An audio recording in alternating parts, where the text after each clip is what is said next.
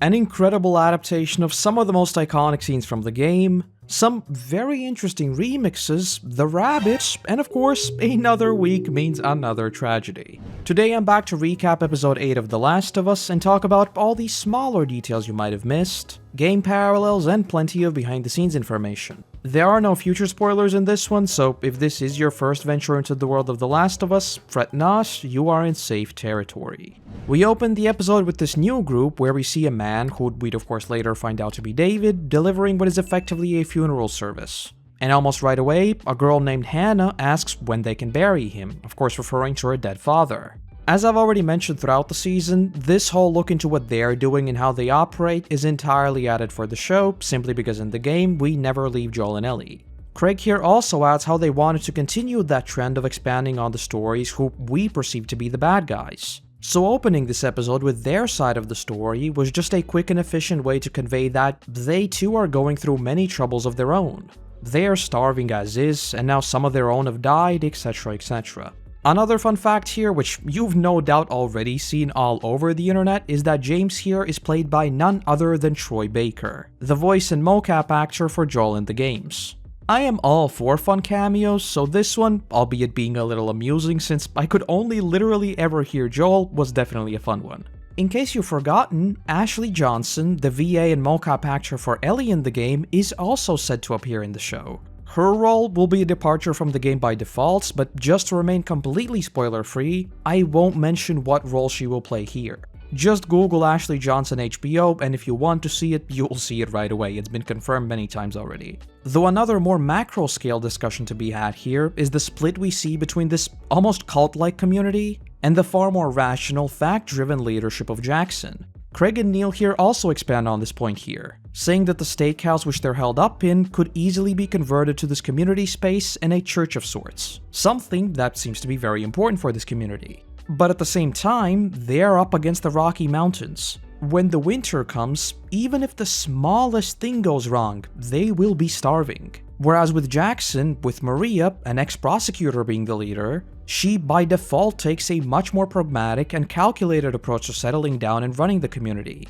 Here, David is basically a cult leader that leads through fear and this false sense of authority. With Jackson on the other hand, while they still have some sort of hierarchy for decision making, there isn't this air of, I am the chosen one who speaks with higher power. So just like with the communities we've seen thus far, is just showcasing that duality of what these leaderships do in these apocalyptic communities. Of course, you could also extend this discussion to include the Fireflies and Fedra and how they differ, but I think that's an entirely different discussion and not entirely relevant here. Cutting to Joel and Ellie though, we see that he is still out cold and Ellie is effectively at just a bit of a loss of what to even do. And now that we're past this part of the story, this obviously isn't happening anymore, but what I didn't mention last time is that in the game, we see Ellie raid a mall for medical supplies, which of course deliberately mirrors her day at the mall with Riley. Because again, it needed gameplay, she fights off swarms and swarms of enemies, then has to climb up to this military helicopter, etc, etc, but ultimately the outcome is exactly the same. Despite her best efforts, Joel still isn't waking up and she needs something to fight off the infection. Also, just in case you were curious, Craig here confirms that in the show it's only been a couple of days tops since Joel got stabbed. In the game, that time skip was quite a bit more ambiguous since 1. That part of the story took part in the fall, whereas this chapter was set in the winter, and 2, we never saw a direct follow-up of him getting stabbed originally, and we simply smash cut right to the winter. So theoretically, it could have been a few days and this is just the first snow, but it could have been weeks. It's just never really expanded on.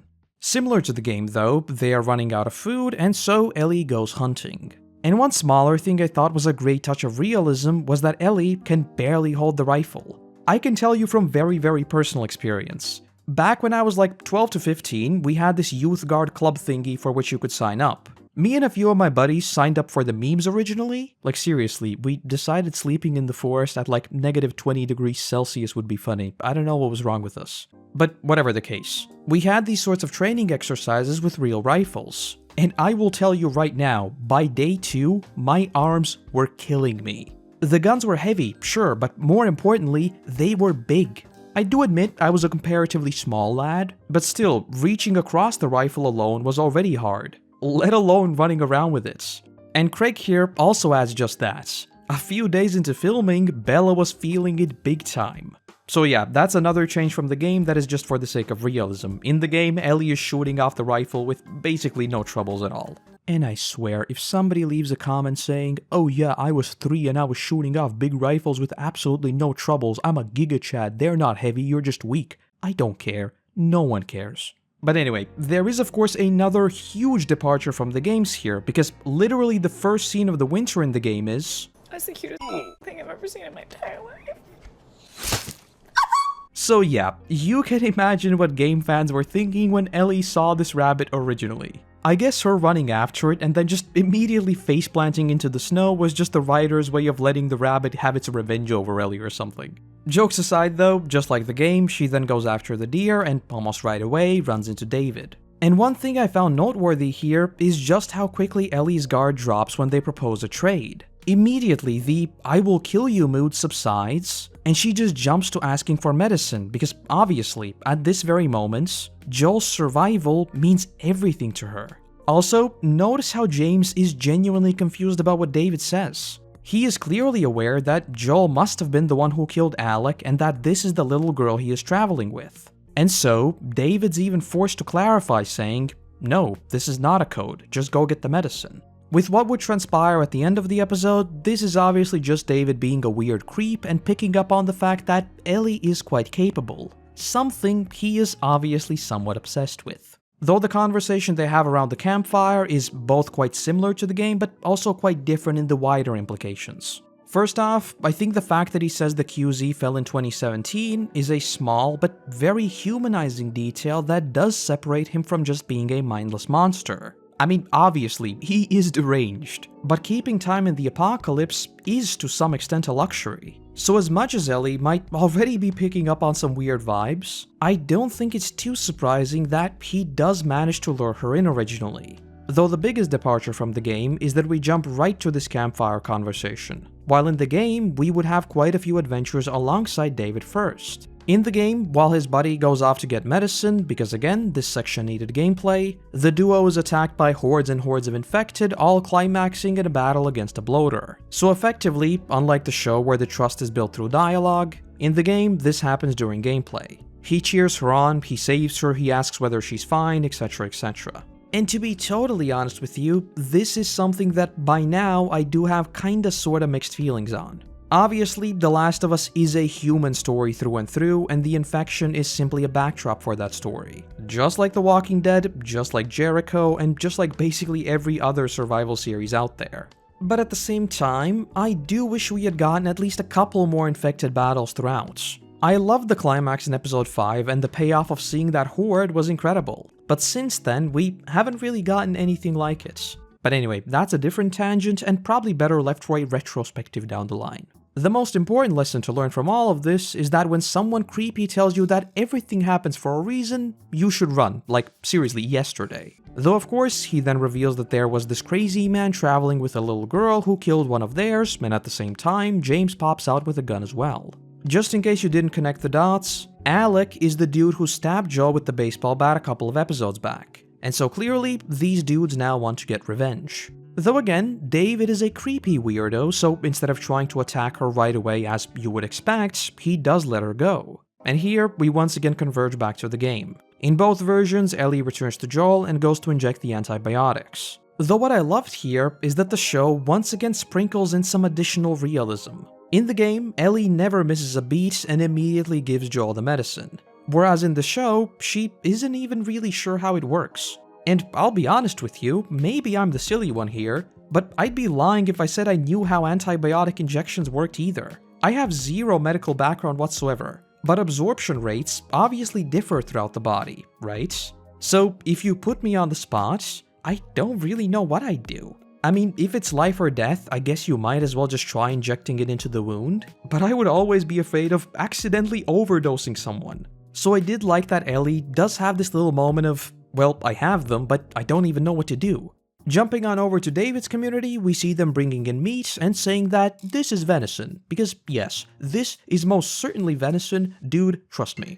Though again, once Hannah speaks up, David slaps her, saying that show respect while he is speaking. clearly showcasing that he does present himself as this higher figure and not just some preacher. Though with that, David's people once again head out to look for Ellie. This too is adapted quite faithfully, bar the few gameplay sections which see Ellie fighting off a whole bunch of dudes again. But ultimately, her horse dies, she is captured, and the rest of David's dudes are left looking for Joel. Technically, in the game, we are never told that they stick around to search for him, but considering what happens next, I think it's safe to say that maybe they don't search for him, but they are at least in the vicinity. Speaking of which, we then cut on over to Joel, who is beginning to wake up as one of the dudes makes it inside the house. Surprise, surprise, in the game, instead of just being a couple of people, there are a whole bunch of extra gameplay additions here and Joel takes on a small army. But point is, we see him going absolutely berserk looking for any leads to Ellie. The big thing here, I think, is that in the show, the violence from Joel we had seen thus far was always a lot more grounded. That is to say, we were always told that he has done some messed up things, but he isn't this Terminator mowing down waves and waves of enemies as he does in the game. And so, once we get into the interrogation scene, which is easily some of the darkest stuff in the game, I think that cold side of Joel was finally allowed to shine. Sort of like that horde in episode 5, because we had seen so few infected, when they were finally let free, you have that moment of catharsis, and this is exactly that. And obviously, with the interrogation, for us watching the show, you might overlook the fact that he approaches this very strategically. This isn't just a, I will beat you until you tell me where she is. He has an entire system with them marking a map and then cross-checking these two people, which should lead you to the somewhat chilling conclusion of, this is almost certainly not the first time he has done this. And as if the monster Joel hadn't been unleashed enough, we then get the ever-iconic, It's okay. No. I believe him. No. So yeah, this is the game's version of Joel through and through. He has done some very, very bad things, some more justified than others, but all of those things will often have consequences. Which is of course exactly what The Last of Us is all about. Though jumping on over to Ellie, we get what was for me the most eagerly awaited and also most dreaded sequence from the game. And to say that my expectations were 100% met would be an understatement. Most of what we see here is adapted very faithfully. There are a few minor additions and changes, but in broad strokes, this entire sequence is ripped right out of the game. Though one thing they expanded on in the show, and I absolutely adored, was the fact that David wasn't just incredibly evil and scary. He was also a lot more creepy. All the lines about having a violent heart and seeing this future of theirs, this isn't just evil. This is just straight up vile and predatory. The sentiment is still largely the same in the game, but maybe because there is less suspension of disbelief with this being reality, while watching this in the show, my skin was just crawling. And same goes for all the talk about how the cordyceps spreads and loves and whatnot. This dude is beyond messed up. Though, with what happens next, again converges to the game as Ellie asks, "You're gonna chop me up into little pieces." And then picking up on David's weakness, Ellie immediately constructs a plan to pull him in, break his fingers, and grab the keys. But of course, she fails. Which is when David fires back asking, How did you put it? Tiny little pieces? First off, in the bigger story, I think this was another case of Ellie sort of trying to embody Joel but just falling short. She is strong and very capable, but David, he is just stronger, plain and simple. The plan of hers was sound and it nearly worked, but she couldn't quite pull it off, something that she obviously hates. We've seen that she has this sort of fascination and near obsession with power, but here she does fail, which very, very neatly sets up what's about to happen. Though secondly, a pretty big departure from the games here is that we already know Joel is up. I've mentioned the events of the game throughout already, but chronologically, it is only after David insinuates that Ellie would be chopped up into tiny little pieces that Joel gets up. So as we cut over to Joel in the game, there was literally this race against time. I mean, this was The Last of Us after all. Literally everyone dies, so who knows what might happen to Ellie, right? Though the way the show captured that horror is of course with Joel stumbling into the storage and finding the bodies. Something that never happens in the game. I think because the game had already explicitly shown us them chopping up a hand, they just added this extra context clue in case someone hadn't quite pieced together what's going on here, and that David does indeed dabble in the cuisines of his fellow man. Though jumping back to Ellie, she is dragged out of the cage and dropped on the table. But again, this is Ellie, and clearly she can think on her feet. And so she then screams out, I'm infected! And now so are you. Just like with most of the David sequences, this too is ripped right out of the game, and I think they absolutely nailed that horrific vibe from the games. The room itself in the game was a little bit more stereotypical cannibal hideout vibes, which I think was foregone for both practical reasons of just lighting the scene, as well as them clearly having the room for this sort of operation. But broadly speaking, I do think that this entire thing was excellent. And another thing Neil adds here is the clear sadistic nature of David, saying that yes, he could have easily shot her, but he doesn't. He wants to win. For him, this literally becomes a hunt. Which then brings us to what is easily one of the most messed up and iconic sequences in The Last of Us. The boss fight against David. In the game, because this is, well, a boss fight, there are a whole bunch of actual combat mechanics where you need to sneak around, catch him off guard, etc, etc. In the show, obviously it's quite a bit snappier, which in this case, I think benefits it an absolute ton, as it now has that added edge of, it could be over in a moment. And in case you still weren't terrified enough, David of course gets the upper edge, and for a brief moment, it looks like it is over. No matter how much we want Joel to show up and save Ellie, he never does. But unlike her plan in the cage, this time it is do or die. And here, Ellie does not fail. Fueled by complete fear and rage, she grabs the cleaver and returns the favor of tiny little pieces. And oh boy, did Bella nail this scene. The fact that midway through her rampage she slows down and then picks up again is just so terrifying. And from a direction standpoint, just like the game, I think never showing us what is actually left of David is actually a really smart move. There's this thing in writing where occasionally, the easiest way of making something extremely scary is just never explaining it. When it comes to this sort of implicit horror, the human mind tends to always construct the absolutely worst thing imaginable. I think that's exactly why things like cosmic horror work really well, for example. And the same goes for character backstories in a lot of other series. Often you will hear characters say, I can never forgive them for what they did to me, but never continue. You are left to fill in the blanks, and more often than not, you will fill them with the darkest stuff possible. Though of course, there is also a pretty major remix here. In the game, after Ellie chops him up big time, Joel stops her with the line that will make you cry like a baby. Oh, baby girl. It's okay. It's okay. No. Whereas in the show, Joel doesn't appear just yet. Craig and Neil here explain the change as a mix of two things. First off, the entire point of this confrontation was that they are locked inside. So if the keys are with David, how would Joel even get in? And secondly, it is again a matter of our expectations. We expect Joel to show up, we want him to, but he doesn't. And so, almost as if to make up for her failure in the cage, this time Ellie saves herself to the point that she can leave the burning house on her own terms. But most importantly, Joel does still save her. Not in the practical protection sense, but rather as a parent. He embraces her, he's there for her, and he just tells her that it'll be okay, the horrors are over. And then finally drops the line of, It's okay, baby girl. Look at you. Now, I've said this quite a few times throughout the series, but where I live, the episodes drop in the middle of the night, so I watch them first thing in the morning.